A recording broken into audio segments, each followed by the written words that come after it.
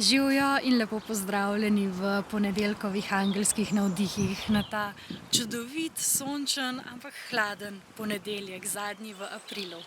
Manca Razboršek je moje ime in sem avtorica knjige Angelski svetilniki, life coach in pa transformacijska mentorica ženskam, ki želijo aktivirati svojo žensko esenco, uživati v življenju in navdihovati druge. In za nami je precej naporen april energetsko. V petek je bila še polna luna v Škorpijonu, imamo cel kup planetov v retrogradnem gibanju, zdaj konec tega tedna se postavi v retrogradno še Merkur. In vse to nas spodbuja, da gremo vase, da pogledamo vase, da preučimo, kaj je tisto, kar je dobro in kaj je tisto, kar želimo spremeniti in postaviti na novo.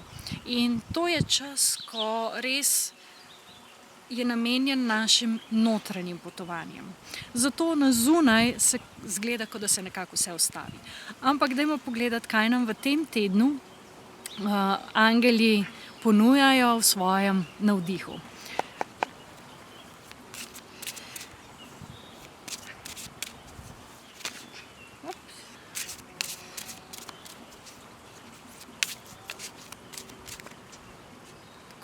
Prva karta je trojka vode.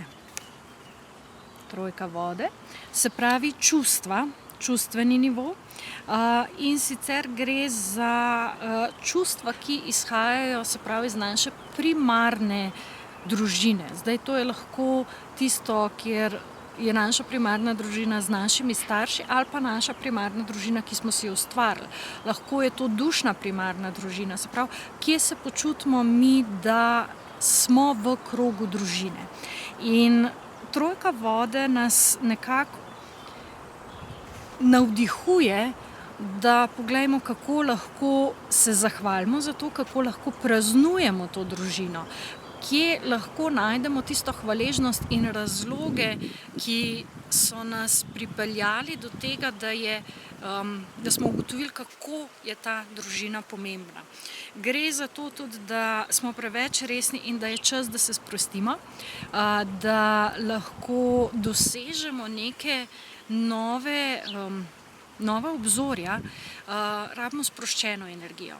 In če nas naša primarna družina, pa naj bojo to prijatelji, naj bo to res družina, naj bo to dušna družina, če nas to podpira, takrat potem se lažje tudi sprostimo in odpremo novim energijam. Tako da na čustvenem nivoju poglejte, kje se lahko sprostite, kje lahko nekaj novega nastane tudi in na kakšen način lahko to praznujete. Naslednja karta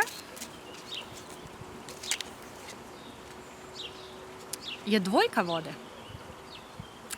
Dvojka vode govori o odnosih, spet imamo čustveni nivo, se pravi, ko smo pogledali družino, ko smo pogledali to, odkot izhajamo, takrat je čas, da lahko pogledamo, kaj si želimo morda spremeniti in kako želimo postaviti svoje odnose, svoje partnerske odnose, poslovne odnose, kje je potrebno stvari odpustiti in kako lahko razrešimo tiste odnose, ki nas morda obremenjujejo, tiste odnose, ki nam ne služijo več in kaj v bistvu si želimo potem v odnosih, kako jih želimo postaviti. Tako da zelo čustvena energija v tem tednu in pod drobnogledom družina, odnosi, se pravi, ker imamo ravno praznike in ker vas bo veliko verjetno v krogu družine, bodite pozorni na vse te vzorce, ki se znotraj družine pojavljajo, kje je treba še kaj sprostiti, odpustiti in retrogradni planeti to podpirajo. In še tretja karta, kraljica zemlje. Kraljica zemlje, ki pa tudi prvi stavek pravi, vzemite si čas za ljudi okrog sebe. Se pravi, tankočutno se približajte, na prijazen in razumevajoč način se spopadajte z izzivi. Se pravi, to, kar se bo čustveno razburkalo, to, kar bo čustveno prišlo na plan, je potrebno potem z nekim razumevanjem, z neko toplino pustiti, da se razreši. Gre za to, da je kraljica Zemlje zelo zemeljska energija. Se pravi, prej smo čustva govorili in čustva je treba prizemljiti. Čustva je treba dati ven, se z njimi ukvarjati in jih konkretno uporabiti, zato da lahko nekaj razrešimo, zato da lahko stvari premaknemo. Kraljica Zemlje je tista energija, ki je že zrela, ki je že na tem, da se zgodi. In ko se v bistvu napolni naš energetski prostor, ko se napolni ta naša notranja polnost, se to pozna potem tudi na ostalih področjih. Mi imamo tri stebre imamo v življenju. En steber je zdravje, en steber so odnosi in en steber so naše finance oziroma naše obilje, se pravi finančno obilje oziroma preživetje tudi, a ne. In če se katerikoli od teh treh stebrov podre, vpliva na ostale dva. Se pravi, če nam odnosi ne štimajo, se bo slej ko prej to poznalo tako na zdravju kot na financah. Ko vi odnose, še posebej partnerske in družinske odnose, postavite in jih naredite res polne, se to začne prelivati tudi na finance, se pravi na obilje in pa tudi na zdravje. Tako da odnosi so res najpomembnejši v življenju.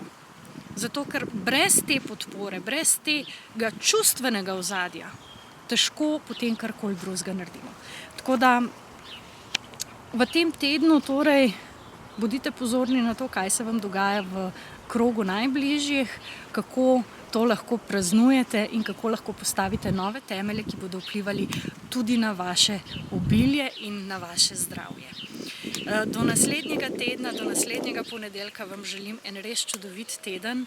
Želim vam, da se vam vse odvija v angelskih energijah in da ne pozabite, da ste angeli, ki imajo človeško izkušnjo in da je vsakem izmed vas en čudovit angel. Želim vam res uspešno in se vidimo naslednji ponedeljek. Čau, čau.